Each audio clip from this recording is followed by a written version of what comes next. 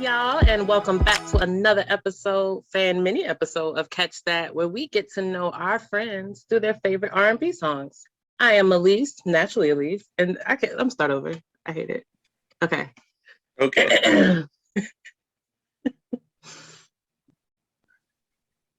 Hey y'all, and welcome back to another fan mini episode of Catch That, where we get to know our friends through their favorite R&B songs. I am naturally Elise, and that's my bro. JR. And we are the R&B representatives. And today we are welcoming back a young king to our show who is just so musically well-versed and curious and just always willing to learn and to teach us some things. Kemani, hey there. Hi, good to be back. I'm so happy to be back. Oh my goodness. Yes. Well, we're excited to have you here. And we want to tell you again, congratulations on your graduation. Yes. Yes. And how about you tell the folks a little bit about yourself in case they didn't catch you on their first episode? Well, like I introduced myself on the last episode, hello, my name is Kemani.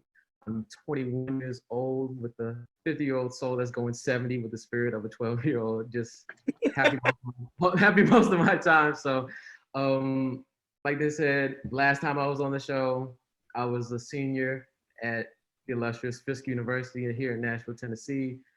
Now I'm back as an alum of Fisk University. It still feels kind of weird, but I'm just getting over that post-graduation, slump and just, ready for what the real world awaits for me. So yeah.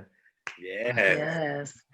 Well, how about you tell us what song you picked to talk about today? Oh my goodness. Ladies and gentlemen, we're going to 1972. I decided to pick one of my favorite Stevie Wonder songs of countless other Stevie Wonder songs, Maybe Your Baby by Stevie Wonder off the Talking Book album. 6 minutes and 51 seconds of pure stank and funk. Let me tell you something right now.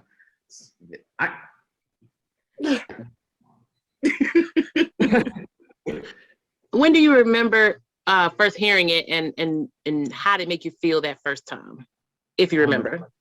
Okay, I can go back as far. Actually, for context, let me go back. I'll say I've known of Stevie Wonder since I was 6.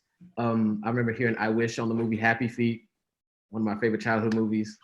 But I wasn't a Stevie Wonder fan until I was 8. I remember being in Target and I was just looking through CDs because I was always a CD kid. So I saw the name Stevie Wonder. It was the Definitive Collection. And bought that, listened to it on my radio. And it was everything from, not everything, but it was basically all the major hits from Fingertips to Part-Time Lover.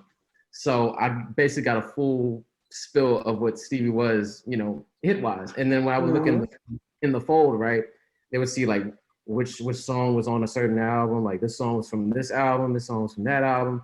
And I noticed like on the CD, it was like once you got after like Signed, Sealed, Delivered, there was You Are the Sunshine of My Life, Superstition. Yep, that was the CD. That was the exact. And you had You Are the Sunshine of My Life, Superstition, then Living for the City, Higher Ground, then Boogie on Record Woman, You Haven't Done Nothing, Sir Duke, and I Wish. And I realized that with each two-piece, the 2 songs, it was 2 songs per album basically. So I was like, okay, You Are the Sunshine of My Life, Superstition, that was from Talking Book. Living for the City, Higher Ground, that was from Innovations, and Boogie On and You Haven't Done Nothing was from Fulfilling This, and then Sir Duke, I Wish from, Songs That Keep Laughing. I'm thinking to myself, okay, if there's 2 songs for each of these albums, then there's got to be something else. So fast forward, I remember I listened to a couple of songs from Talking Book a few years later, a few songs from Innovations and from Songs in the Key of Life. I think I actually listened to the whole Songs in the Key of Life album. I was around 14, and I was just like, wow. And then I remember hearing a couple songs from Innovisions, and then also I remember hearing Talking Book, but I don't remember listening to the whole album front to back. I do remember listening to Looking for Another Pure Love, which is a top 3 off of Talking Book for me. Yes. So fast forward to late 2015, early 2016. I was deep into my Spotify account. I'm on Apple Music now, but I was just in my Spotify bag. And then actually Talking Book was one of the first vinyls that I bought with my own money. I'll say, I remember I was doing my homework. I was sitting at the table at my grandmother's house, God rest her soul. Oh yeah. I remember You're the Sunshine of My Life. That was the first track. I was like, oh wow, okay. I'm familiar. And then Maybe Your Baby comes on. Mind you, I have my headphones in, so I'm hearing just the whole stank of it all. The funk, the bass was heavy, and I was just like, what the world? And I'm a church kid by default, so like a chord progression like that, I immediately click to. So it's like, okay, he's about to go into something crazy, because just the intro is just, it hits you directly. It's like, boom, boom, boom, boom, all these sounds. And I was just like, what is this? What is he using? Who's playing on? Like, it didn't sound like the bass on that. It didn't sound like a regular bass guitar to me. Like, mind you, I was learning how to play bass at the time. So what I was hearing, it was very abnormal to me at the time. So I was just like, wow. And Steve comes in with his, when I love aggressive Steve. When Stevie comes in aggressive and he starts just pounding you with his vocals and getting all soulful with it, it hits me. It's like, wow. And that was my first time hearing it. And then just like, look at that first verse alone, like the lyric, it's like, I'm feeling down and some kind of lonely because my baby done left me. Let me hear. Heart's blazing like a 5-alarm fire, and I don't even give a care. Even give a care. I feel like the world is. Oh, this one got me. I feel like the world is turning. My dreams are turning to ashes right in front of my face. Come on. Like, that is. If that ain't heartbreak, I don't know what is, man. And mind you, this kid is 22, 21. Yep. Like. Yep. Like, and I'm getting kind of worried, and I feel so out of place. Yes, maybe your baby made some other plan. Yeah. A plan that has nothing to do with you. Like, come on. It's just, Steve is just such a master of just pouring his soul out with whatever he arranged, whatever he wrote, and vocally he matched the intensity of the production that he laid down. So it's like, this kid was just so ahead of his time. Like, nothing else, I don't think, was sounding like this by the time it came out. I agree. Yep. As sonically, it was different. Completely ditched the entire Motown formula. Blueprint, yeah. Like, you can even go back to like where I'm coming from. But with a song like "Do Yourself a Favor," it's like it was a complete turnaround, and it's like a reflection of this fucking guy. No, let me tell you, it's a reflection of, mind you, he's in his 20s now. It's a brand new decade. Yeah. So of course, that's gonna reflect in the music. And I feel like Maybe Your Baby is one of those kind of songs that is a reflection. Even if it came out in late 72, it was still a reflection of things to come. Right. Right. Yeah. And if you think about it, your early 20s, that's the time, most of the time, when you're trying to rebel. So the fact of him going against what he was doing at Motown, that's that age where you're trying to find who you are. Right. Ain't that right, Kemani? That's when you're trying to find who you are. Yeah.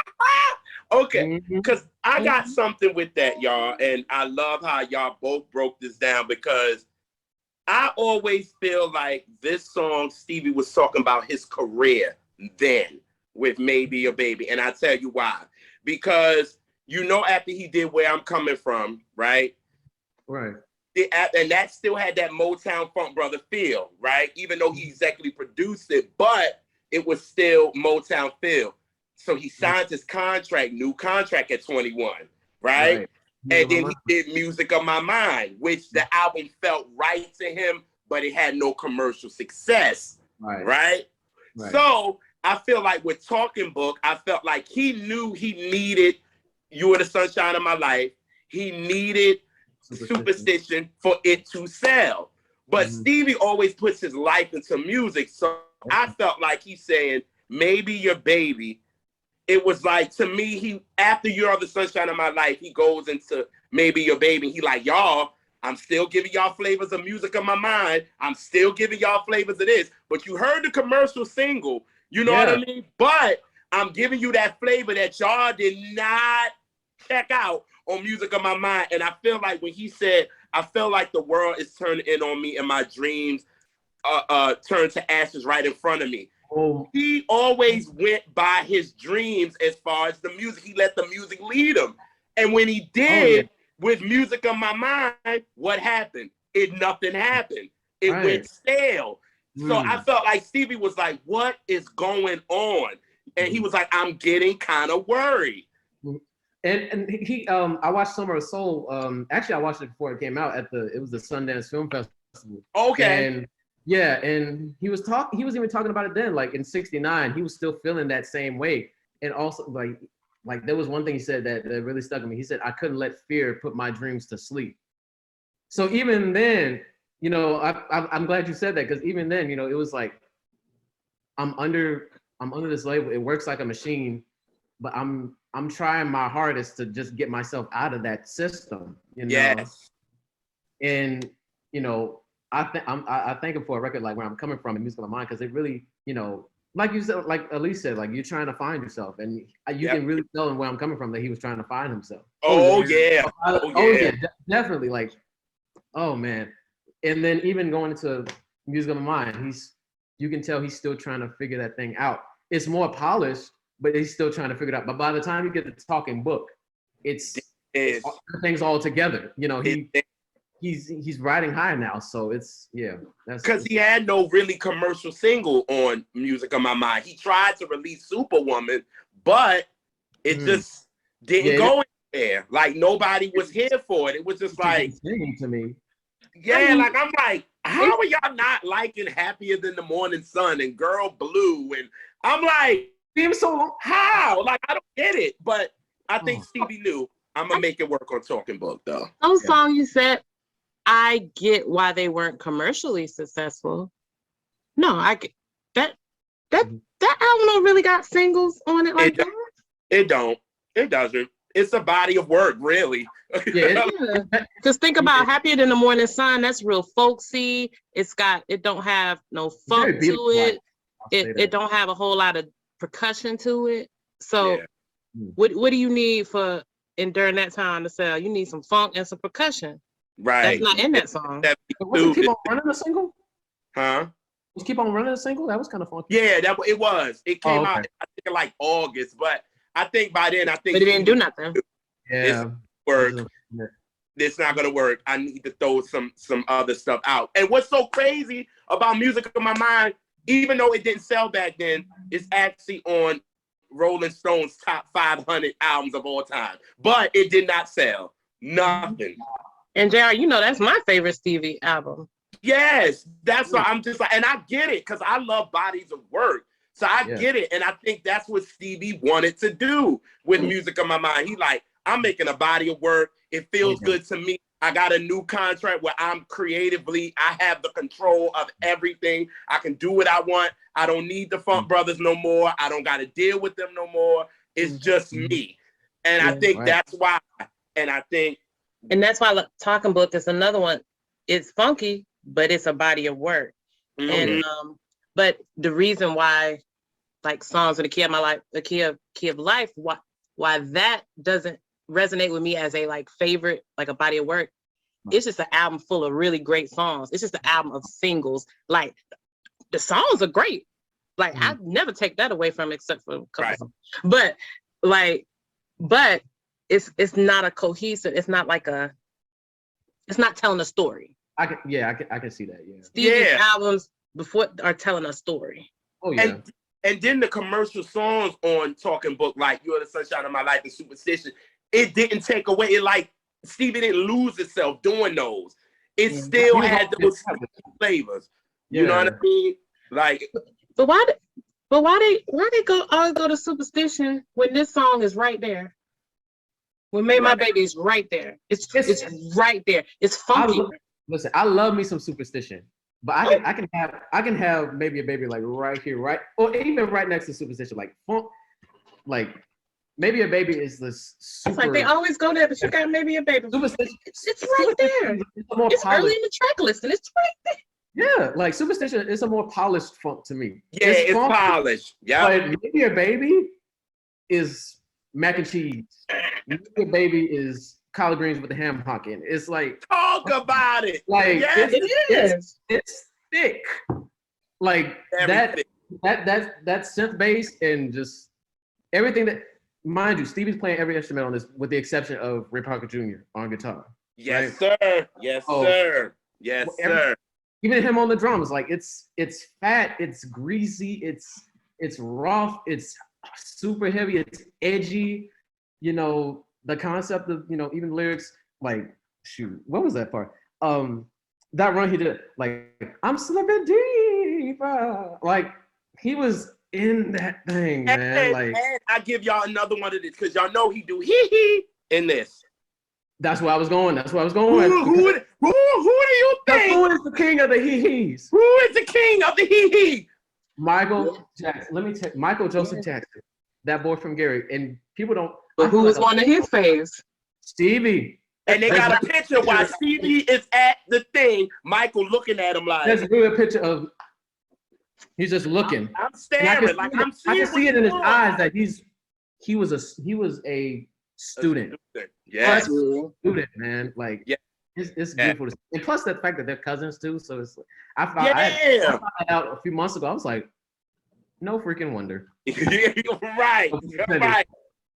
And then with the fact that Ray Parker is on it, right? Mm-hmm. And we're going into that funk, right? This is really when funk is like taking it there, thanks to James in the 60s and all that, then Sly and all them and all that stuff. But then he goes on tour with Stevie with this album, with the Rolling Stones and all that. Right. Then he gets Shaka, You Got the Love. Right. How funky is that? Like, you could tell, like, you go from doing this with Stevie, Maybe Your Baby. That's shocking. And you got to go to You Got the Love. It's like, dun, dun. Oh my God. I love him. All right. He's awesome. And you brought up Sly, and I said this on Twitter a few months ago. I always envision this song. It's like Sly Stone, George Clinton, and Donny Hathaway bump into each other one day and say, let's make a record. Ooh. That's how I view Maybe a Baby, like just a mixture of all of those things. And to me, it's also an indication that Stevie was a student himself. Like, he was aware of the sounds that were changing. I can see Stevie picking up a Funkadelic record and listen to a song like Maggot Brain, hearing that guitar solo on Maggot Brain, and say, hey, Ray Parker Jr., come get on this guitar solo. Like, I can see Stevie buying a Sly Stone record. There's a Riot Going On was one of the hottest records at the time. So, and I definitely think he really looked up to Donnie from afar. You know, I don't really think they ever met in person, but I feel like they were really huge admirers of each other from afar. You know, I can hear Stevie listen to a song like She Is My Lady off the self-titled album. And God. Yes. And thinking like, okay, like I can draw some inspiration from that into my own creative work. You know, he always did. Stevie knew what the heck was hot at the time, because we all know he loved the Beatles. He loved the Beatles. Stevie loved the Beatles. So he will cover We Can Work It Out, and he covered all of this stuff because he was such fans of them. But Stevie was also a student. He studied everybody else and made it his own.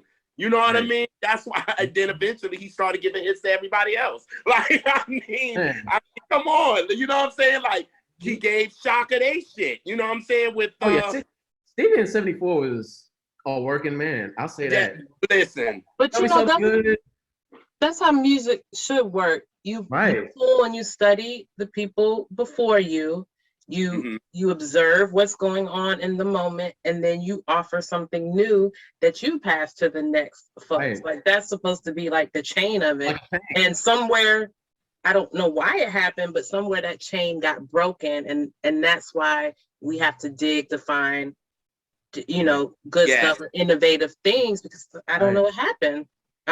You know, and it's a million different reasons, but we stopped pulling back in a real way, like studying, not only sampling something, but learning why that song even happened.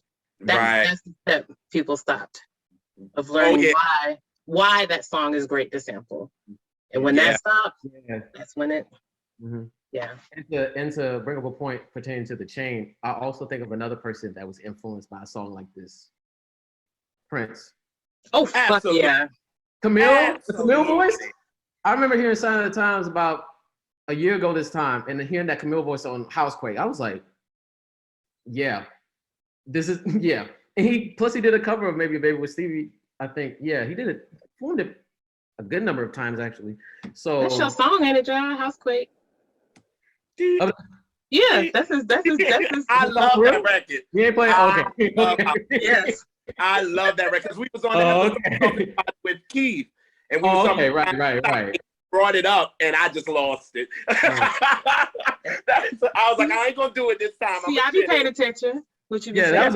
That was another thing that struck me the first time I listened to it. But I was hearing this high pitched voice. Like I knew it was him, but like I was just hearing that high pitched voice, and especially like using that type of technology, like in '72. Like who was using that type of technology other than? He was like, how did he do like high pitched your voice? Like it's like you breathe into a balloon and then try to talk in helium. It's like auto tune. So fat baby, like so far mustache in your baby. Like it was.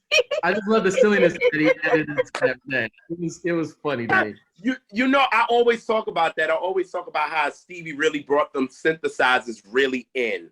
Nobody was doing it like that. You know what I mean? And that's why where I'm coming from, I'll be like, because Stevie seems to miss that project too a lot. Don't discuss it. He don't really talk about it at all, because I get a little offended because my favorite song is on there. So I'm like, Stevie, you could talk about this joint. You were trying to find yourself with this album, even though it still had the Motown-ish. But I'm like, you could talk about it, because that's what I'm saying. When you brought up Do Yourself a Favor, when you hear Maybe Your Baby, it gives you that feeling of do yourself a favor. Because when you hear Where I'm Coming From, you listen to Look Around, it's cool. You know what I'm saying? But when Do Yourself a Favor come in, you be like, oh shit, like, wait a minute, this is different. Rebellious. Yeah, like, okay, this boy is like literally, he's somewhere else with it. You know what I mean? So that's the very first album after Sign Seal Delivered too. So it's like I can imagine the first people listening to that for the first time. I'm like, what the world is this? What is this? Like, I understand it, but that's why you see the singles of was If You Really Love Me and Never Dream You Leave Summer. Yeah, like If You Really Love Me makes you think about when was the last time you did that song live? Because you were saying like he don't talk about that album, he don't do songs from that album. You tell me. When was the last time you did that joint live? It's been like 10 years. Shit, the last time I saw anybody even talk about it, and this for real, was when Lauren did it with Common, and she sung it on Retrospect for Life. And she kind of does that.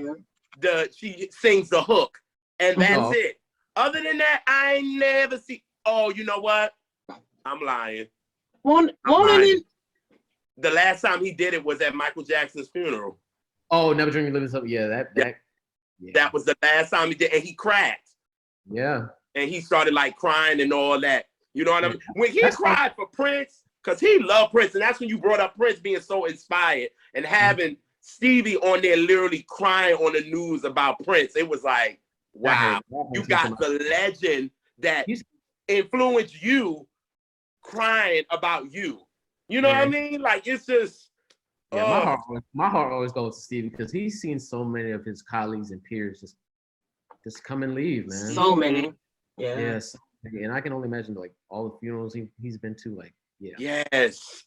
And that makes me think about Sarita too, because I was listening to it was one event he did in 2017. He did the whole Talking Book album, and he cried on "Blame It on the Sun" because he said it. Every time he sings that song, he makes him think about Sarita. Him and Sarita. Oh my God! Once they got in their pocket, yeah, yes, sound still delivered. It was a wrap. It was such a beautiful pair. Such a beautiful pair. That was a pair that was meant to be together, honestly. And it made Stevie come out of his shell. Well, I would say this. We got all of this stuff, thank God, to Henry Crosby and Sylvia Mo. Thank God for them. Because if we didn't get them, we wouldn't have gotten this. You know what I'm saying? Because Barry Gordy was about to in the boot. Like, bye. You got to think about Uptight, For Once in My Life, all those 60s albums he did. Like, I didn't even realize that he had such a slump, like, before Uptight.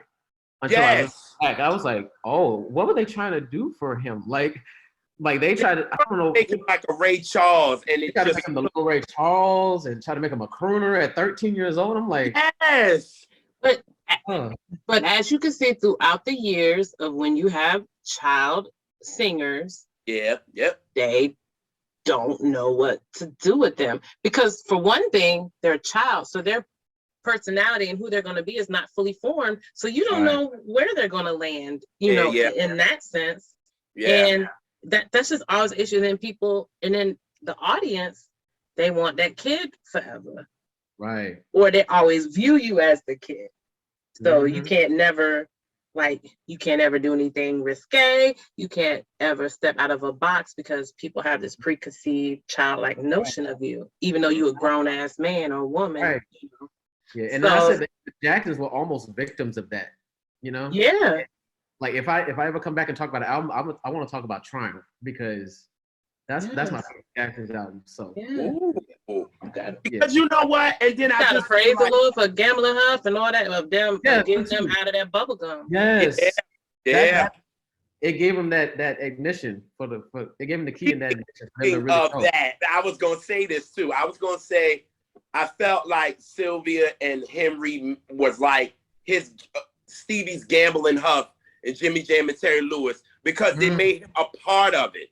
Right. They was like, look, you want to write, you want to sing, what you want to do, like you a part of this process because he's that type of artist. Stevie's artist to give him a song and that's it. He must be a part of it some way. He's got to play drums. He got to play harmonica. He got to co-write something.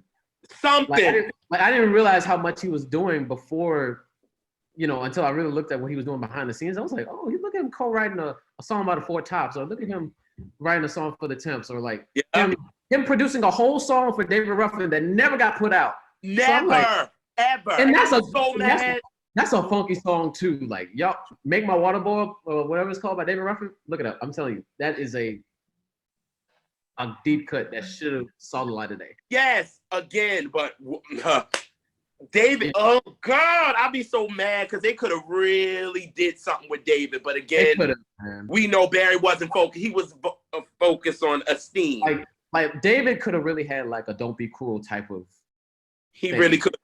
Yeah, I know My Whole World Ended is a really great debut album. But like it is. It's a wonderful debut album. But everything else before Walk Away From Love, like they just paid him dust. They paid him dust. And then Stevie was just giving everybody just songs. Aretha, he was giving Aretha. He was giving freaking Shaka. Many. Yeah. But we also have to remember many things don't see the light of day because of, well, most of them don't see the light of day because of politics or because of the artists, their personal things that they're doing and partaking in and dabbling in. No, that means there's a lot of stuff. But it's real though. That's because of drugs and alcohol. Right. Because who want to deal with that? With an artist? No. That's very true. So, very, very true. Very true. And that sucks. You know, that sucks. Yes, but y'all, me and Elise bugged out when we saw this, Kemani. I tell you, because this is a deep cut that nobody talks about. Like everybody. I don't think I've ever seen anybody talking about this song. Ever. Yeah. ever. I had to bring it to light because not even on our timelines. I don't see it at all. But guess what? Now it's talked about. Now it's talked about because of yours truly. Yeah, yes. Because of the young king, you know. The young king, yo. I love that. Thank y'all so much. Yo, we gotta give you that, Kemani. I must say, and I gotta say this, give you your stripes for real, because I always feel like we need people like you, because you understand it and you teach people about it, and you kind of remind at least of us when we were your age. Yeah. And you feel like nobody understands because you're so involved with it and people don't get it. And they're like, oh yeah. And I'm like, to see you and see you so young, it really reminds me of myself. And when you were going through the years on your timeline and you was like, I'm going through 80 now. What was the albums of 1980? You're asking questions and want to know. And we need that right now. So I'm like, when I feel like you can be that one that can continue to push us, this culture that we love. Oh yeah. Please keep doing your thing. It's beautiful to see on the timeline, like albums that nobody talks about, and you like really go into them and you live with it. And I'll be like, this dude is 21. Like, I'll be like, like, this is beautiful to me. Like, yes. Yes. Oh yeah. Thank you so much. I appreciate it a lot. Yeah.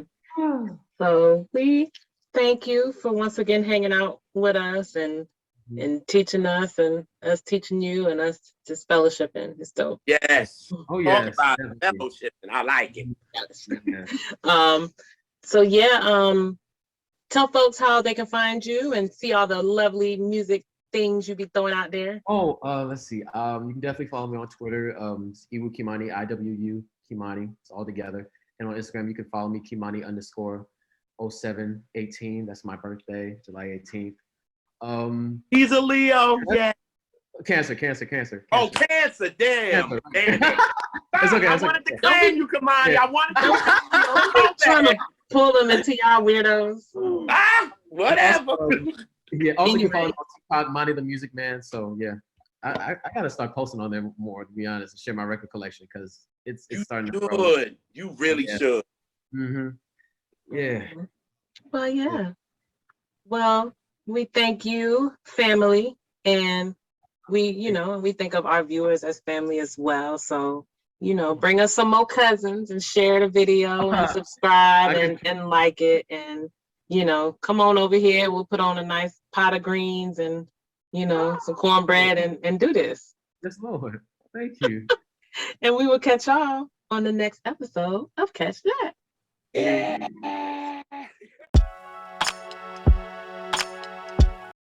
Hey y'all, and welcome back to another fan mini episode of Catch That, where we get to know our friends through their favorite R&B song. I am Naturally Elise, and that's my bro, JR. And we are the R&B representatives. And today we are welcoming a very, very sweet and special person, MaBinti. Hey. Hi, how are you? Great. So glad you're here. Yes. So before we get started and find out what song that we're going to be talking about today, how about you tell us a little bit about yourself, as much or as little as you would like people to know? I'm a big Stevie Wonder fan. Let's start off with that. He's my favorite artist ever. And weirdly enough, I didn't discover Stevie Wonder till later in my life. So probably high school. And the odd thing is my mom actually used to be his assistant back in the 80s. You did see it, yeah. Back in the 80s, he used to be his assistant. And so she never played Stevie Wonder for some strange reason. He never played Stevie Wonder. She played a lot of Sade and the Isley Brothers and a lot of Luther. And so when she heard me play, not only but play Love Is In You to Love, she's like, what do you know about this song? And then she told me she worked for Stevie. I was like, are you freaking kidding me? Like, I'm in love with this man now.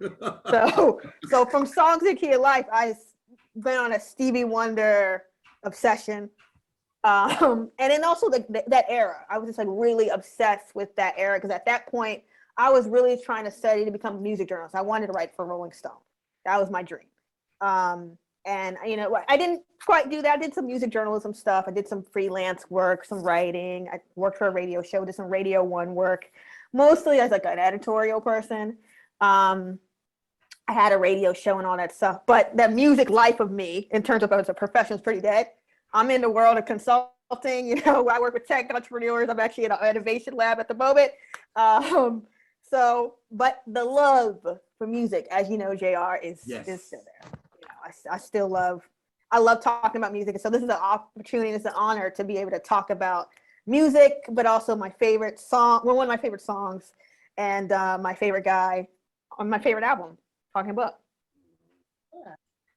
So, how about you tell the folks what song you picked, and when do you remember first hearing it, and how did it make you feel that first time? So the song, not to be a Debbie the Downer here, is "Blame It on the Sun."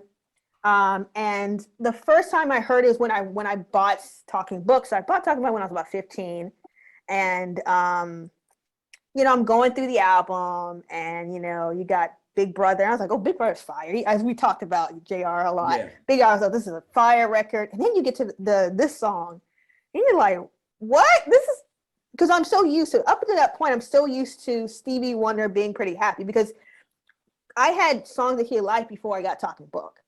And so I had a different, he's a love guy, because Songs of Key of Life is full of life. It's full of color. Mm-hmm. It's a very colorful, lively album.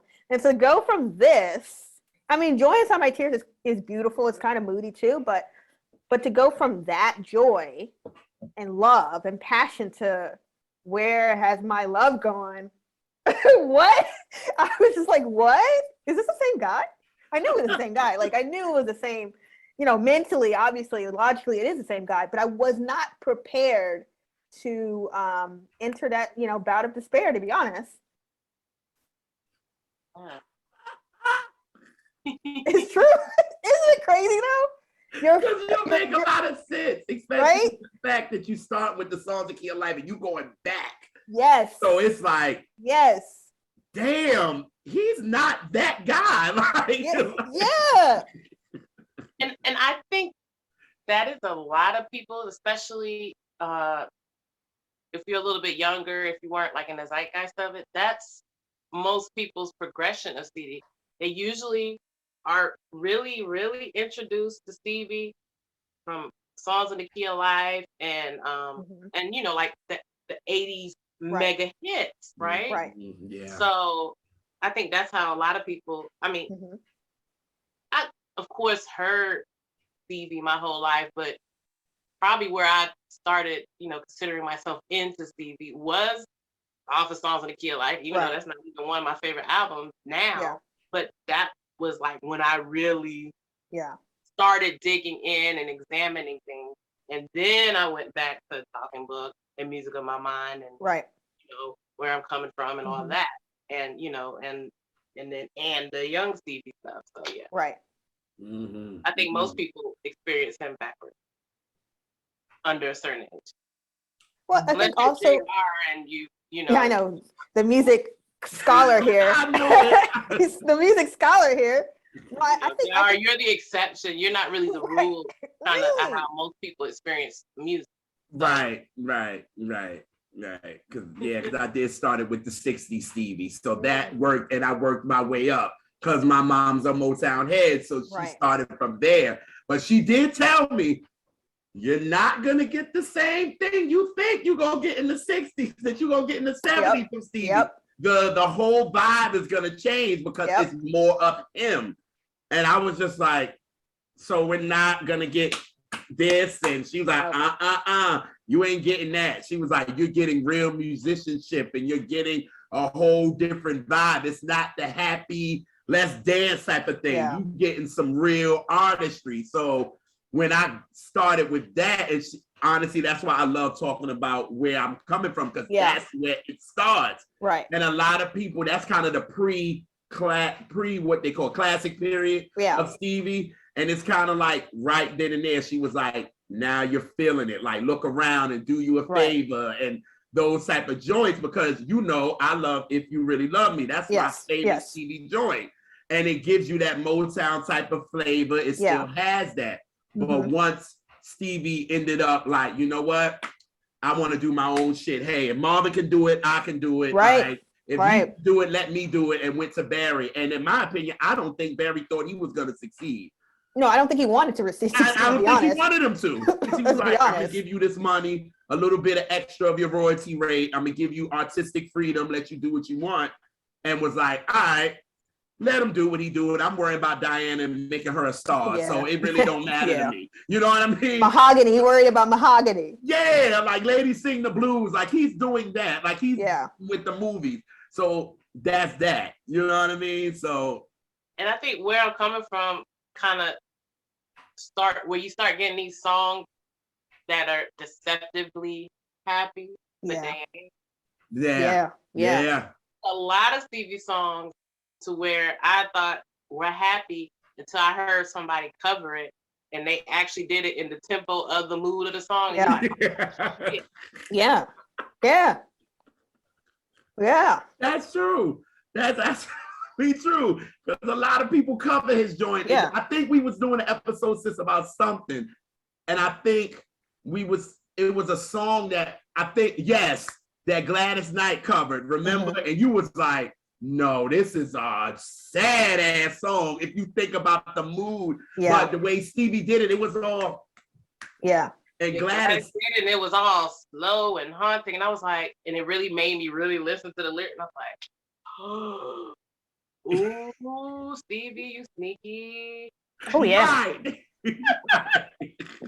He's definitely he's but I think we were saying off air, I think there are a lot of musicians that were doing that too. Like I think maybe a lot of the singer-songwriters, I mean, even like I was talking to somebody about some Carole King songs. Nobody really, like Carole King unfortunately has this disposition of being really great songwriter, but everybody who covers her stuff bodies it. You know that part.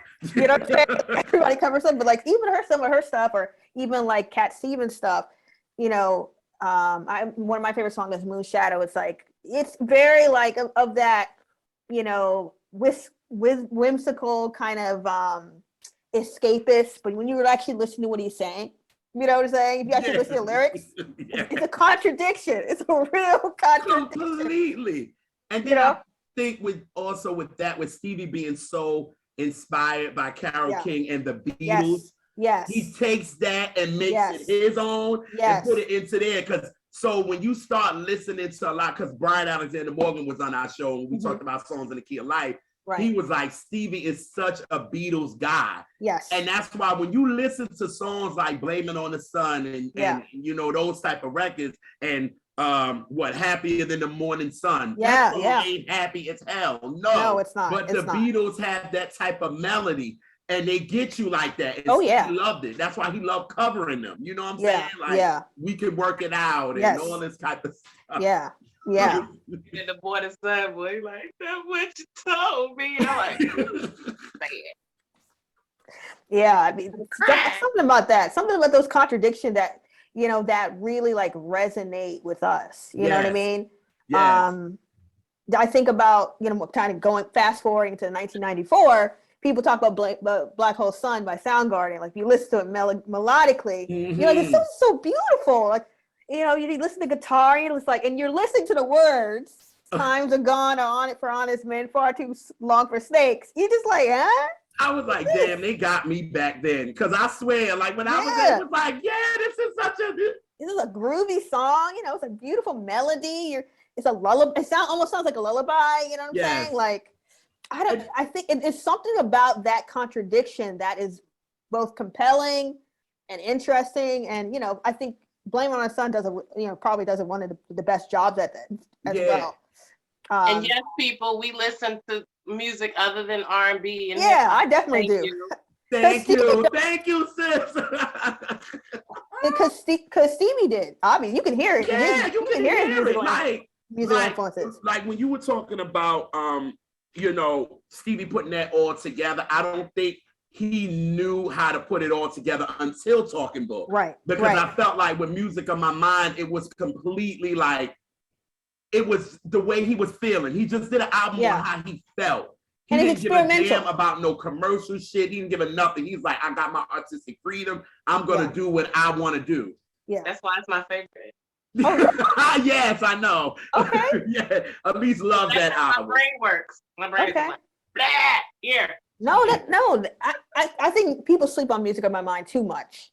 It's fantastic. It's fantastic. Evil. This is an amazing album. Evil is like one of my Evil. There's only 2 songs in Stevie's category, well, probably more than 2, but the ones that Blame on the Sun, of course, is in that category where I was just like, I had to like collect myself. Evil, they won't go when I go, and Blame on the Sun are the 3 songs that I just had to like, I need to take a minute to get myself together because this is doing too much. I wasn't prepared for the emotional roller coaster here. I wasn't prepared to be sad. I wasn't, you know what I'm saying? Yeah. You know, but that's the genius, Stevie. He's just unbelievable mood changer. Yes. I mean, and I think once he got to Talking Book and got to this, it was like, all right, I'm a finesse this. You know what I'm saying? I know how to finesse this. Because at the end of the day, yes, we want to do what we want to do, but we do want the shit to commercially sell. Right. Like, that's just the bottom line. Like, you know what I mean? Like, we want to do what we want, but if it ain't no hit off of it, we is feeling some type of way. So I know Stevie was feeling some type of way, like, you motherfuckers, I put my heart into this shit, and y'all didn't dig it like this? Like, for real, you know what I'm saying? So Stevie probably sat. He definitely felt some sort of way. He definitely did. Because you could tell the different approach of Talking Book.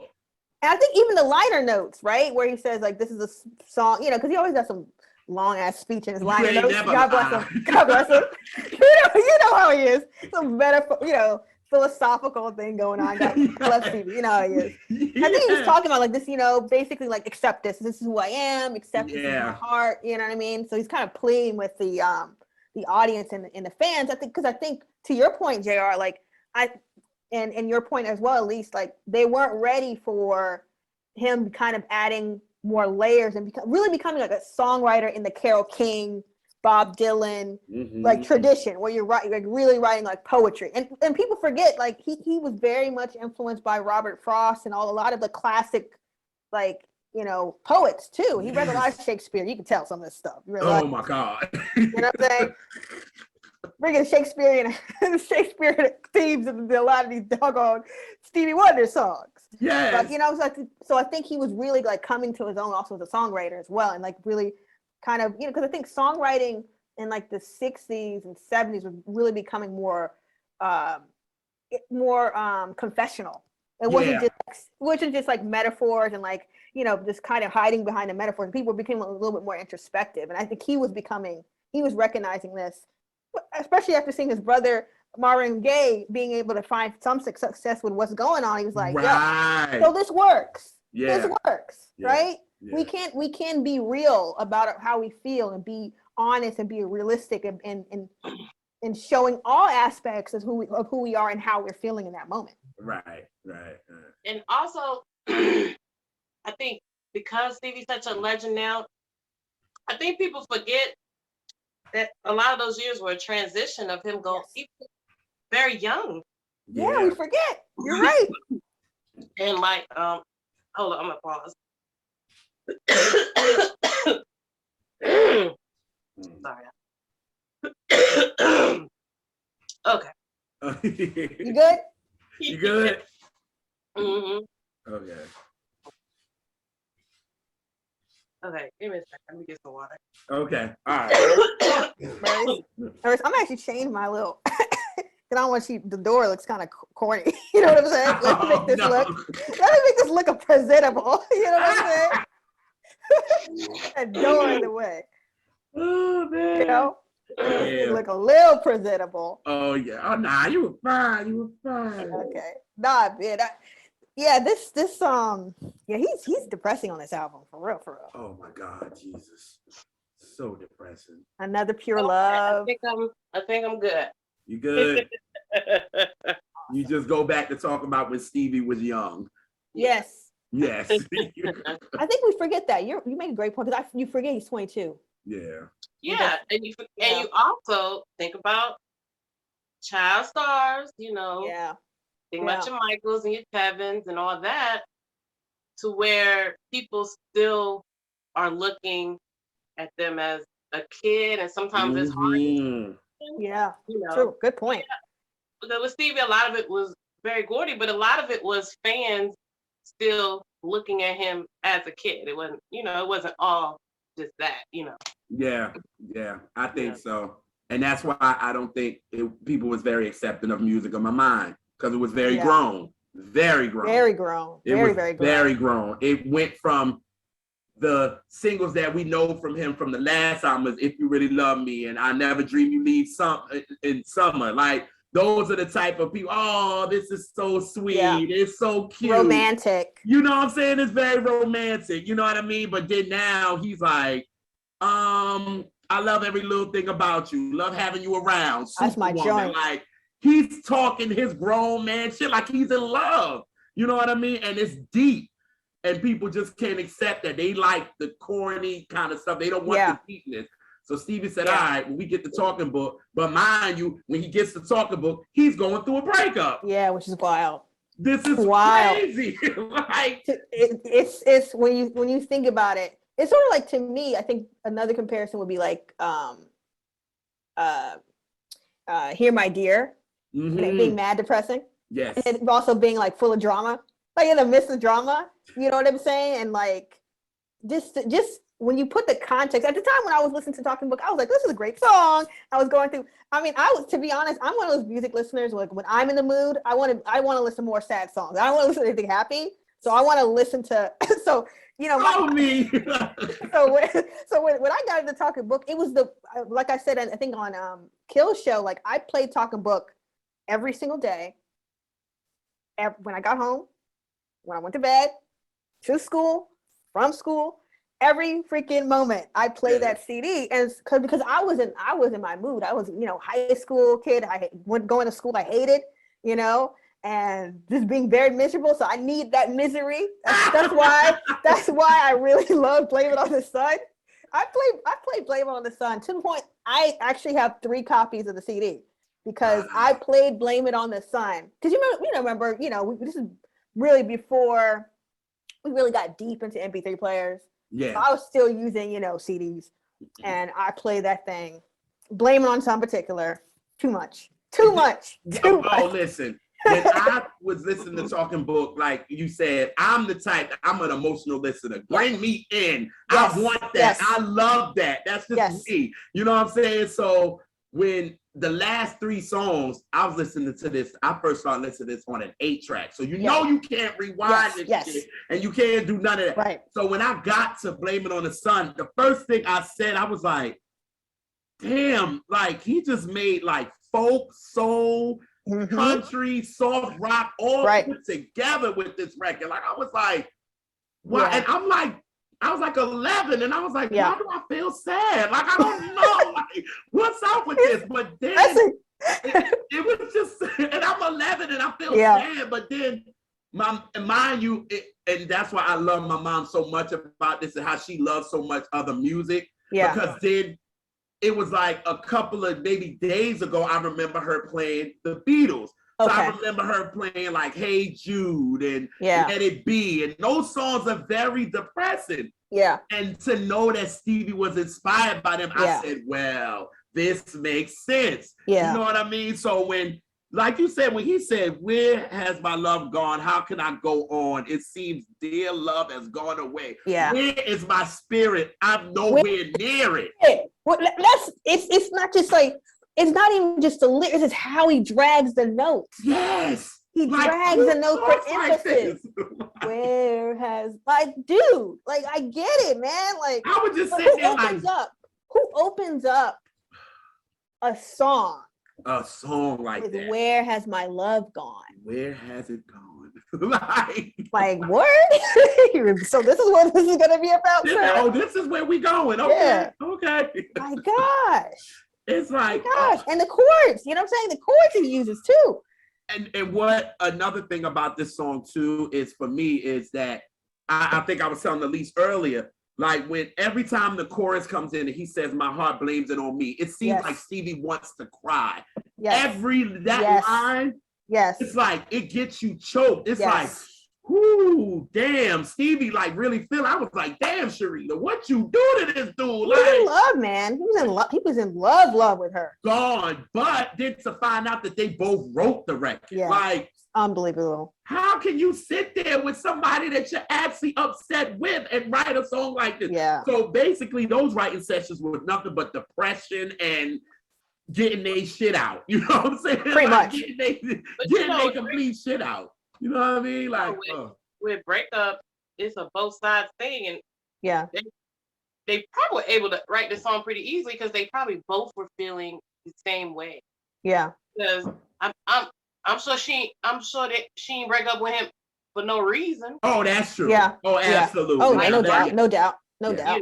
You know, it's always fault on not all. Most of the time, it's fault on both sides. Yeah, no doubt. No doubt. That's true. And I always think that Sarita's part is the ending when Lori Gray, what's her name? Lori Groves comes in and she says, "Your heart blames it on you this time." Yes. I swear, I think Sarita was like, "You gonna put this at the end of this record? Like, you ain't gonna make it seem like I'm the complete fuck up here. Like, you gonna put this shit at the end? Like, take some ownership, dude. Take some ownership." And that's what I think that was. Well, no, I think he did take ownership, and she came and said, "Yep, yep." Because she said, "My heart blames it on me," and she said, "Yeah, ooh, your heart blames it on you." This time, like, yeah, nigga, you. I mean, the line, because you're right, because the verse before it, it's like, "I'll blame it on the day that this ended too soon." So he is taking responsibility, like, yeah, this is both of us. And like you said at the end, she like, "Yeah, nigga, yep. And she kicked this short sweet, like, "No, it won't the sun, it won't, it won't the sun, they ain't fill up the sky, it won't the damn birds, right? It won't the trees, it was you. Won't no nights that couldn't be. No, it was you. Short sweet. Yeah, ooh, your heart blames it on you." Yeah. I think it's significant that that's a female vocalist and not him. You know. Well, thank you. Right. Yes. That's the thing that was always so interesting to me. That is, it's a female vocalist, right? You know, almost like the conscious, you know, almost like his conscious is a female, you know, type of thing. Yeah. That's, and you know, to me, like, because I don't know if y'all heard Sarita's version of the record. Like one time, I have to hear it again. Yes, and to me, I think like vocally, she tells, because Stevie just sounds down and out on this song, just totally. I think Sarita, she's singing on it, but her version has some strings in that kind of brings a little joy to it. To me, it felt like she was just like, you know what? I know this is ending. I know we're not right. I know we're both to blame. But I felt like the strings of it is like, it made it a little happy. Like, all right, we're gonna move on though. You know what I mean? That's what I felt like with her version. You know what I mean? Because it was like, she's singing for blood on that. And you know she was inspired by Aretha for sure. Right. So you can hear her Aretha influences in it and all that. But I also feel like she made it a little bit happier. Because you don't want to listen to Stevie's and you're drinking too. Because you're going to go there and you're going to be really upset. And I look, y'all, don't do that, because I did it one time and it was just not right. And I was just like, never again will I listen to the Talking Book and drink again. You know what I mean? Like, I never do that again. And then I tried to do it again and it just didn't work. But I was like, nah, I'm not doing it.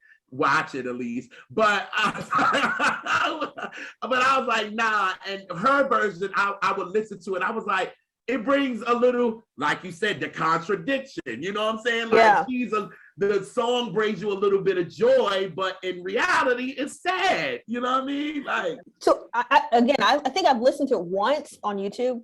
So I got to re-listen to it, but it sounds like there's more of an acceptance and resignation with hers. Yeah, he's just in his feeling. He's just moping. Yeah. Let's be real about it. He's just moping the whole time. And nothing wrong with that. I love Lately too, you know what I'm saying? Your girl loves a mopey record, you know? But no, I definitely got to re-listen to it, because I've heard various different versions of this song. I hate, what's what's the guy's name? Tom Jones, yes. I hate that version because I'm like, you're not listening to the song. Go. I was like, Stevie, why'd you even do that live with him? Like, no. I really hate that version. I like, can't clearly not listening. Like, I hate when people cover songs, they're not listening to the song. And they're not listening to the lyrics and understanding what is really going on here, and not, you know, reading the room. You know what I'm saying, so to speak. But because his was just overly like, it sounded like a Tom Jones song. It really did. You know what I'm saying? Fine. You're gonna make it your own, but no, like you took it was just something out of it. And I was like, out of it, that's for sure. Like, the soul was in there. Yeah, we know that. I feel like when people, and particularly when non-Black people cover Stevie and those type of artists, Stevie or Marvin or whatever, they suck the soul out of it. They're not listening to it. They don't have a point of reference. For a lot of the type of pain, like especially when they're singing like a more political song. Like because I hate. You know, they always want to cover. Speaking of talking, but they always want to cover Superstition. Yeah. But they suck every drop of soul that make me not listen to this. I do not listen to that song. Really? No. Not on purpose. We had the Stevie show. He killed it for you? It's not. It's a great song. It's a thick song. Yeah. I love a thick cut through song. Yeah. It's you know, it's a political song disguised as a, you know, dance bop, because it is a bop. Like, it's a great song, and I hate that ruined it for me because they always want to do it on award shows or American Idol. Tributes. Like, if you in a band, you're gonna cover that. Yeah. White band. Higher ground. Yeah. Or higher ground, and you have no point of reference, nor do you want to understand it. Yeah. It was just a hit song, and I'm going to sing it because it kind of sounds like a rock song. Yeah. So you didn't like Jeff Beck's version? Nah, she didn't. Because Jeff Beck feels a certain way because that was supposed to be his song. Superstition was supposed to be his song. Yeah, so I've heard.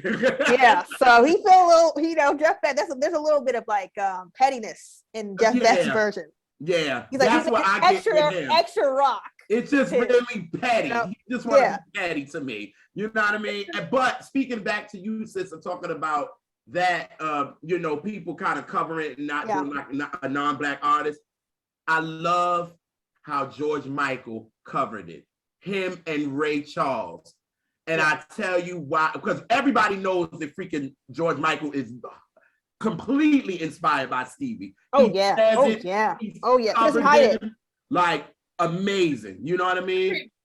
I think George Michael secretly mixed in my brain.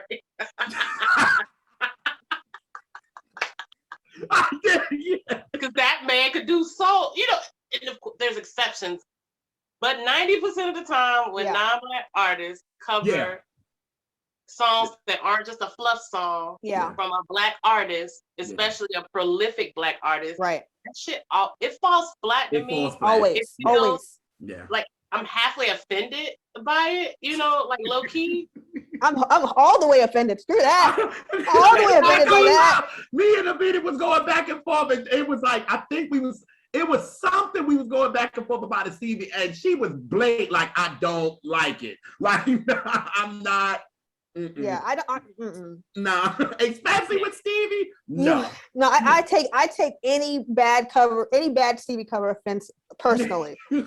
No way. Or anybody that we revere.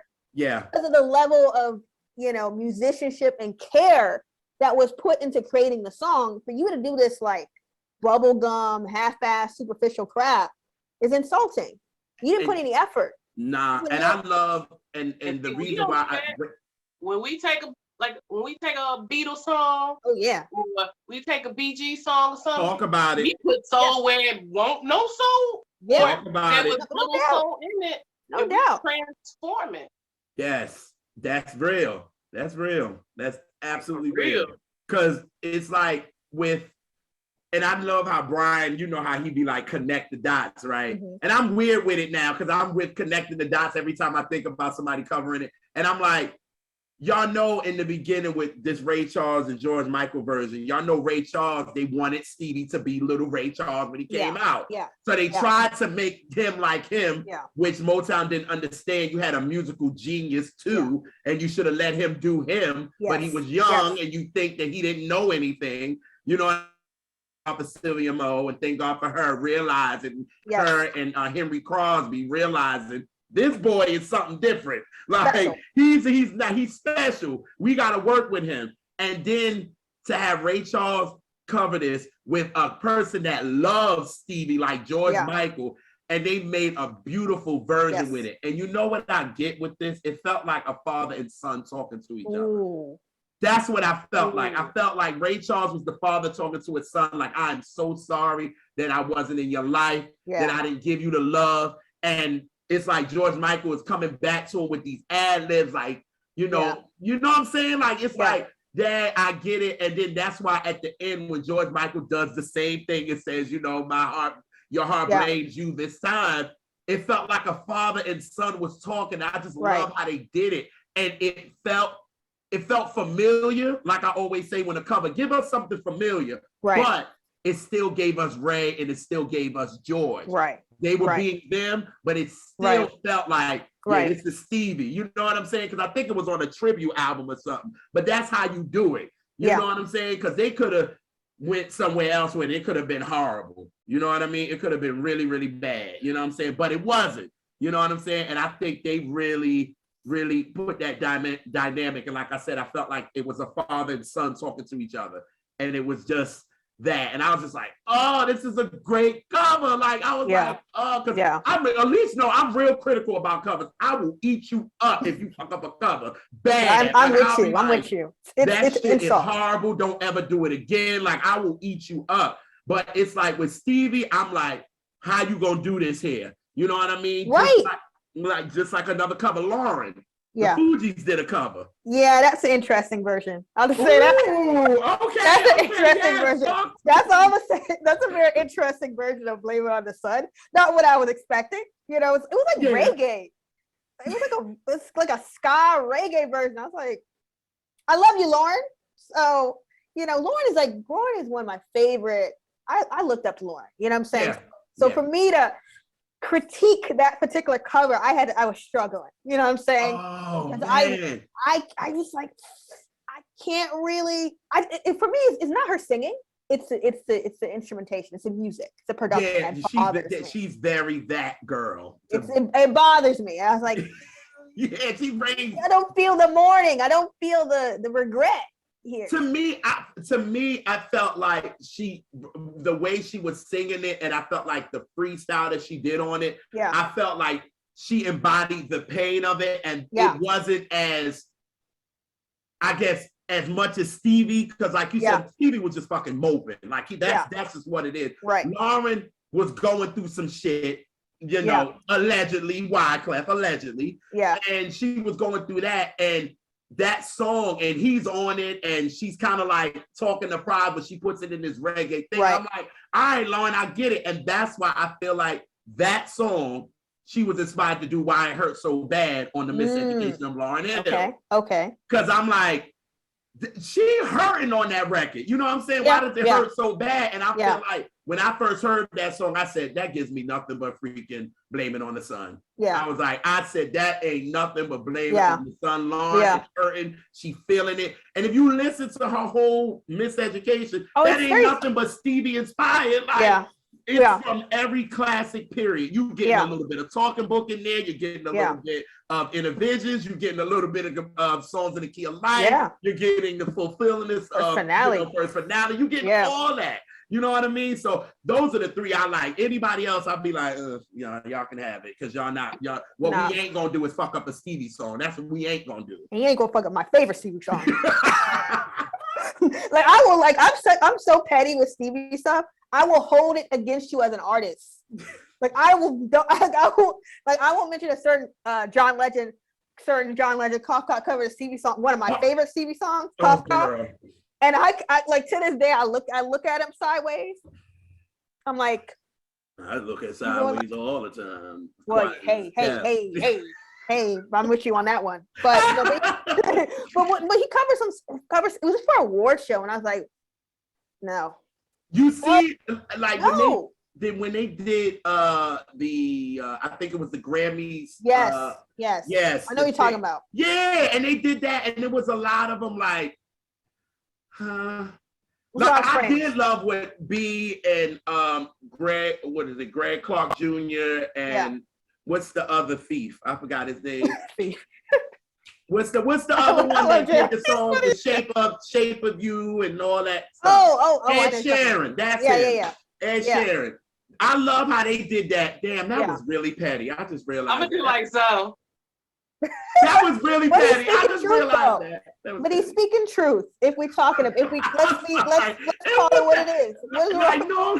Like normally I keep talking, but I had to stop. I was like, wait a minute. And the way Elise was looking at me like, I was like, wait a minute, that was petty. But still, like you said, it was true. Yeah. But I just love how they did that. But it was a lot of them where I was like, maybe you should have picked a different song, or maybe this didn't work. And like Elise said, everybody wanted to do Higher Ground. And all the usual stuff. The usual stuff, like show you a Stevie fan by doing something like this. If you can cover this and body it and make it your own, you got me. You know what I'm saying? Like, so, well, not random, but I noticed a difference in how they do tributes on white mainstream show, Grammys and stuff like that. They do a tribute. They do tributes with who is hot at the time. Yes. On Black award shows, not 100% of the time, but I would say at least 75% of the time, they do it with who sings the song good, whether they got a record out or somebody who from 20 years ago. Who fits the song and the genre? Like every now and then, they'll throw in like somebody who's super hot right now, and they kind of miss the mark. That's why I said about 75% of the time, though, it's who should be singing that song, or at least it fits with who that artist is. I agree. I totally agree. I think it to that point, I think it was it Shaka Khan's? I think Shaka Khan's tribute is the one that kind of speaks the most to me. I think BT, it was a BT. It was a long, that was years ago. I can't remember. Yeah, that was like 2006. Yeah. I really liked it, most because Stevie and Prince get down. Stevie and Prince get down with her. But you're absolutely right with that, because it just feels with the Grammys and AMAs, it just feels random. I don't know who picks the artists, but you know what I'm saying, like some artists just don't have that flexibility, that musicality, let's call it what it is, to be able to cover and add a sophistication to a song. Right? And no disrespect, is gonna be controversial, but I think we Black folk, I think we just do it better. I'm gonna be honest. I think we just do it better. Because say this, I recently became obsessed with Miguel. Miguel covered this alternative rock song called "Reach Down," but it's a Chris Cornell. Chris Cornell's a bluesy guy, so it kind of makes sense. But he killed it. Like, I was not expecting him to do that for his little treat, but he did it. But when we cover songs outside of our so-called genre, even though rock is our genre, let's call it what it is. Okay, let's call it what it is. Blues is our genre. Let's call it what it is. And Chris Cornell was inspired by blues singers, but people don't like to talk about that. His favorite, one of his favorite artists was Stevie Wonder, but we don't like to talk about that. And Otis Redding was a big influence, but we don't like to talk about that. She's going, yes, be the thing. But when we typically keep coming. That. Okay. We typically kill it because while I'm on my soapbox, it pisses me off how, like, I'm a person that likes all types of music, and I love rock music. I love alternative. Soundgarden is one of my favorite bands. But like, how is it that the white artists can admit their love for Black artists? The fans are so reluctant to appreciate and acknowledge the clear influence of these soul artists. Literally, Chris Cornell said in an interview, "I never listened to rock singers to learn how to sing. I listened to soul singers." He said that. He said Otis Redding was his favorite singer. Clearly, and you can hear it. The way he sings. He sings like a bluesy guy. So he was a bluesy guy. You know what I'm saying? So I'm with you on that. Like again, I think we do better covers because I just think we do. Regardless of the genre, it doesn't matter. We kill it. Yes, just like me and Elise always, we love this cover, and it's the Eagles, Brownstones. I can tell you why. Yeah. I don't even care about I like the Eagles. I enjoy them. Yeah. You know what I'm saying? Yes. My mom opened up my palate a little bit. Yeah. So I knew them. But when I heard their version, I don't even think about the Eagles version anymore. The way them girls did that. Yeah. Especially once you hear that acapella, boy. Baby. Woo. Woo. There's levels to this. There's levels to it. Actual goosebumps. There's levels to it though. It is. Because then, and y'all see how a lot of these rock, and I'll be watching some, because I'm a documentary head, and I love watching a lot of these documentaries, and a lot of them will be like, shoot, we want to do what Stevie was doing. But you guys are rock dudes. Like, again, Stevie's like, I'm inspired by the Beatles. I'm inspired by Jeff, you know. Prince too. Yes. You know what I'm saying? I'm inspired by them. And y'all want to be doing what I'm doing? Yeah. So that just goes to show you how our music is always influenced anyway. You know what I'm saying? You know what I'm saying? Stevie in the 70s period, that's why I said everybody tries to, be like, Stevie's catalog in the 70s period is just, you want that. Like, an artist wants that. Mind you, he was already about damn near 15, 16 albums in by then. Yeah. You know what I'm saying? Yeah. So he has this whole catalog, and you got so many people that was inspired. I was the Bee Gees, when they was like, oh yeah, we love what Stevie was doing. The Beatles, they said shit, he was inspired by us, but shit, we was inspired by him. It was just like, wow, you know what I mean? And just to think, and that's why I be so mad, because oh God, why am I saying this? But going into verses, I think to me, to end this verses whole shit is they pick the right people to cover 20 Stevie songs, and they don't gotta be all hits. Yeah. No, I'm with you. Right artists pick, like let somebody do Blame It on Who? But who? I absolutely would not want that. No. No. Let them keep their paws the fuck off Stevie. Fuck that. No. I get you. I'm with you, because you know how I feel about them. They can't even do the little artists right. How the fuck they gonna do? True shit. The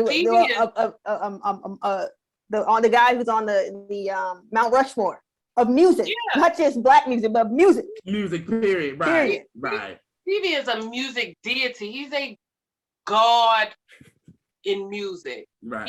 There's levels to it. Everybody is trying to touch the hem of Stevie's garment. Yeah, okay. Pretty much. Real Facts. shit there. Facts. Yeah. No, I don't want to touch that with a 10-foot pole. But sis, what if they get the right people though? But JR, who? No, I don't want to talk about what's the next verses. Who? No. For me, the only people who could do it would be people who were either in Wonder Love, the surviving members of Wonder Love. So maybe is Niecy still ready to do it? Yeah, Niecy's still, she's still here. Shaka Khan, maybe, because that maybe I'm with you. We can't get our ideally I wouldn't want anybody touching his stuff. But if it happens, I'm thinking people not no Twist and Tim. No. Heck no. What about if we could have Robert Glasper type of Robert Glasper? That boy is serious. And him and Adam Blackstone. But serious. But don't put no verses on it. I don't you don't even want verses on Stevie. I get it. It just irks me because it's something that everybody watch and they ain't got it right. No, they don't. Yeah. Terrible. They're so unprofessional. That to me is a I tweeted this I tweeted at the last verses because I think I tweeted to you, JR. I was on coffee. I have a very serious caffeine sensitivity. Once I have coffee, I'm up for like 2 days. Yeah. So I was up anyway, and I was what they call hate watching. You know what I'm saying? And I was just like, as a person that put on shows in DC, I was so embarrassed. Like, this is not how you run. This is not how you produce a live show. Yeah. How are you doing sound check when the show starts? Like, how are you rehearsing live?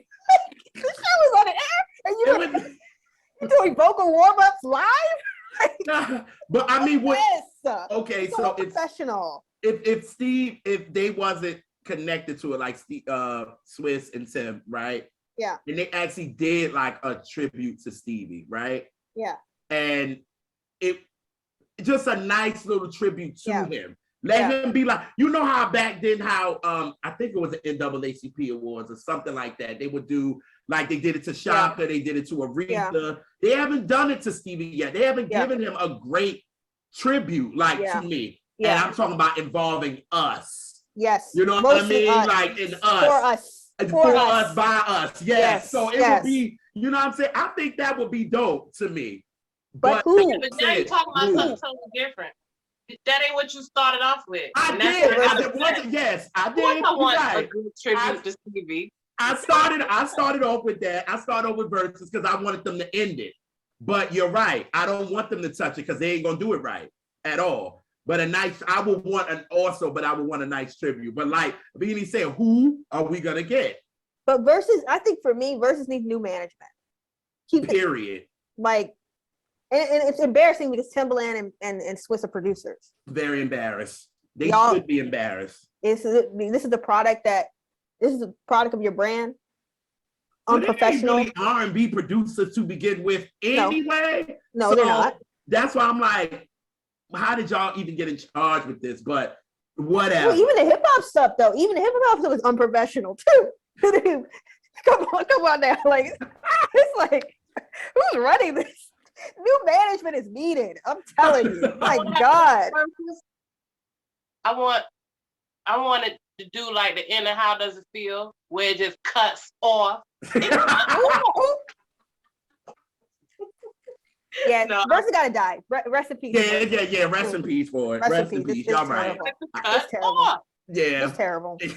I just tried to give it a little grade because I would want to see. But who's going to produce it? I would just want to see somebody do this record. Who would produce it? I'm saying who would be? Oh my God! Would you bring out? Would you have Quincy Jones be like the executive producer or program director? That would be dope. And then have him pick the artists. And have him pick the artists. Or would you want Stevie? Well, I don't want Stevie doing his own thing. Nah, and he go pick the hits. He never. This is another thing. This is my brief pet peeve about Stevie. Yes, when he performs the live shows, he never performed. He always performs the same goddamn song. If I hear Sir Duke one more time, if I hear Sir Duke and I Wish one more time, dude, you have so much in your catalog. You see how I always tell you that he don't even act like freaking. Where I'm coming from ever freaking existed. Like he don't even act like it exists, like at all. He don't even act like Music of My Mind exists. No, he never plays anything off of Music of My Mind. Never. It's wild to me. I've never heard anything live from Music of My Mind. And does he even do You Are the Sunshine of My Life off Talking Book? Barely. Not really. He just does Superstition. That's it. That's all. He don't even. This is a song I wish he did. I had to wait until he did a Song of the Key of Life tour, 40-year anniversary. Yeah. He did Joy Inside My Tears, and I was the happiest person on the planet. I was like, this is one of my favorite songs. Thank you. I was so happy when Elise took me to the Stevie party in DC. Oh yeah, those parties are amazing. Oh my God. Amazing. I got because I was nervous at first because I'm thinking, mind you, I should have knew. Yeah. Elise has gone and she like, yo, you're gonna hear album cuts. I'm like, in my mind, I'm like, man, we're gonna hear fucking singles. Like, I'm not. But she was like, listen to me. Like, I've been. Yeah. And that's what JR do. Have I ever lied to you? No, you haven't. But in my mind, I'm thinking Stevie got so many hits. He does. They're gonna throw hits.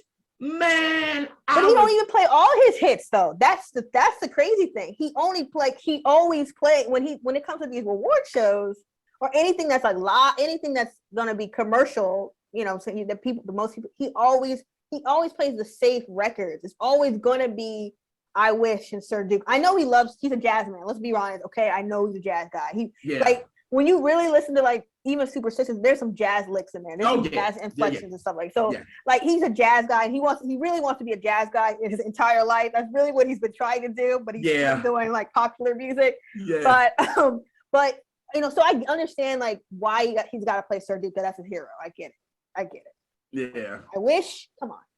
I wish we got to hear that every time. Like, I was so happy at that. Play Another Star. You know, play that show. One. Because they didn't play those. Oh, they didn't play Sir Duke. They didn't play he played Another Star?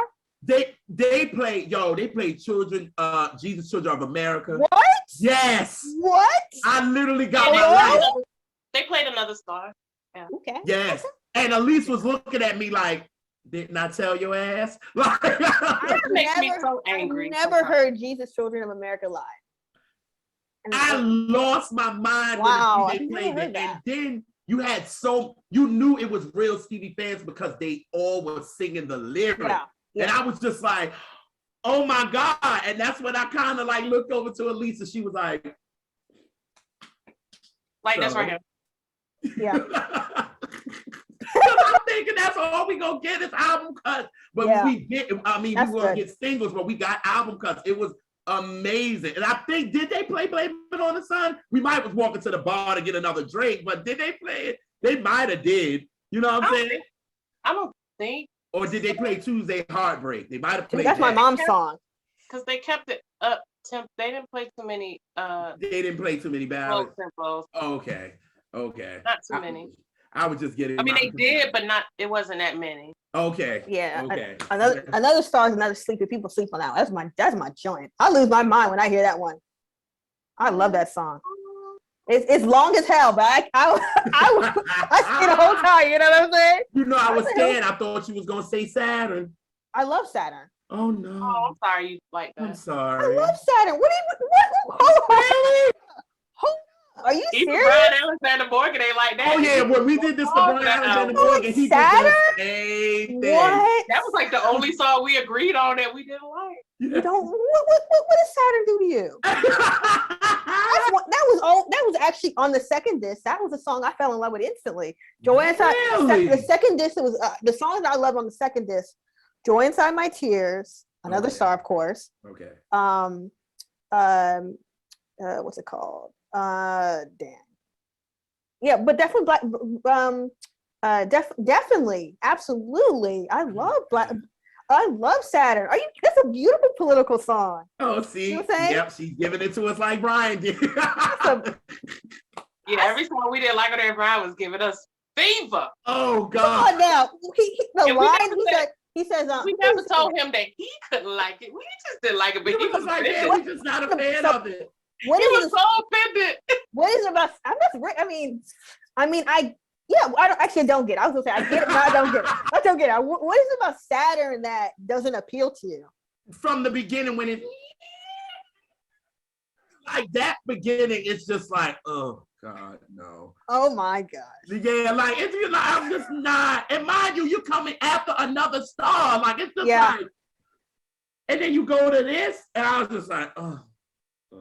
I'm like, Stevie, no.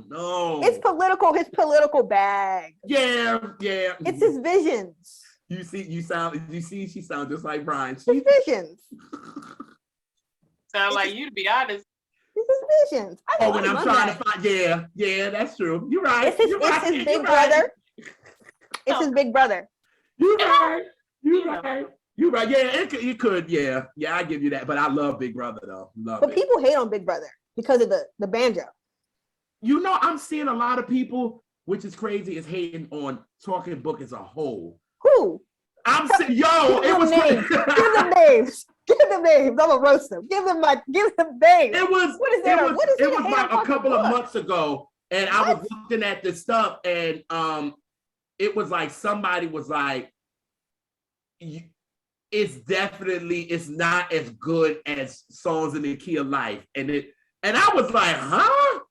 In terms of what?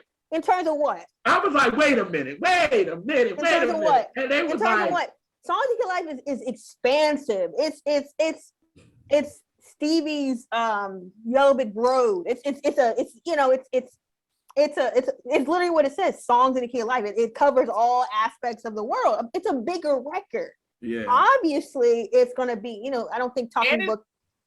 And it's big in size. It got about 50 tracks on it. It got That's a why I lot, was a lot of music and a lot of long ass songs too.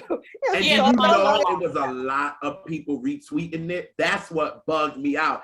I said you can't compare. Now, even if they would have even compared, and I'm not even comparing, but it would make sense if you compare maybe Talking Book to like Intervisions, because it's the same. It's the same vibe. So cool, but and they were just like, no, kind of Talking Book is kind of at my bottom of my list. Wow. I was like, bottom list of what? I was like, I can't. What is above? Because that's my third favorite Stevie album. No, you can't tell me that. No. What? Who? Now, I need names. Names. Who? It was because it came across our timeline. Honestly, when somebody sent us that the list, that Rolling Stone did, and it came across mine. So when I saw that, and I was looking at I'll be looking at what people saying. So I was looking at the quote tweets, and I was sitting there like, people roasting Talking Book. Come on, it's really disrespecting Talking Book. I'm disrespect. Disrespect. Like, if you want to think about it, that really started off this damn classic. Yeah, it's the beginning. It's the beginning of the classic period. It's the beginning. Like, you have the pre's, like, you know what I'm saying? But then you got this, that it's like, this is when the classic starts, period. But you have to remember, when you talk to people online, they talk about an album they only heard one time, or they heard three songs. Maybe they only heard it one time, and they might only heard Superstition, and that's that's probably what it is. Superstition. That's exactly what it is. Oh, cold case. We did it. Yeah, but I still, let me put it out there. Anybody that this is Talking Book, give me their name. I will roast them. I think I'm gonna end it on that. Yeah. Yes. How bad about Talking Book? We fighting. Coming for you. I'm coming. And here's the thing. Right now. I want all the smoke. That's the one. All of it. All of it. I will defend Talking Book. Run up. If you run up, you get done up. So keep that in mind. Facts. Great seating. I Believe When I Fall in Love. What's wrong with you people? I have no idea at all. Taste. Yeah. We're losing the receipts, or the recipes rather. We're losing the recipe. People out here disrespecting that city. The receipts too.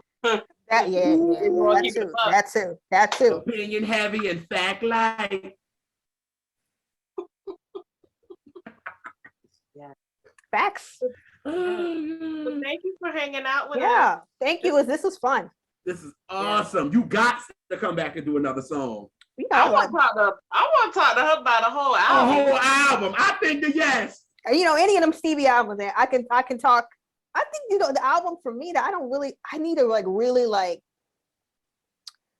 I listen to a lot. Intervisions I listen to a lot, but I think I don't give Intervisions as much love as I give Talking Book.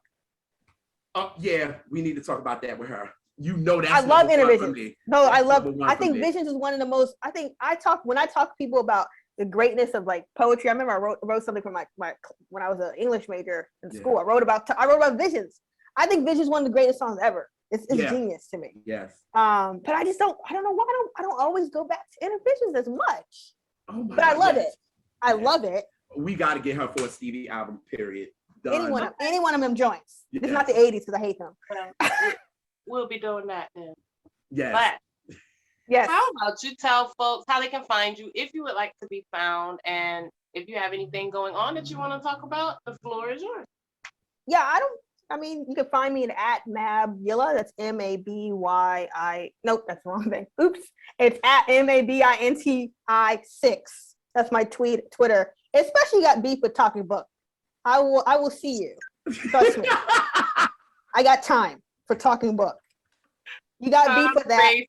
Opportunity enhanced. Come through with that. Run up. I'll roast you. Done up. I'll roast you. That's a fact. Oh god. Yeah. This was so much fun. We thank you. And thank you so much. Yes, you're welcome. You blessed us. Yes. But yeah, we thank our viewers. Make sure to like, share, and subscribe. Bring us some old family. We all family here. Bring us some old cousins and sisters and brothers and everything. Just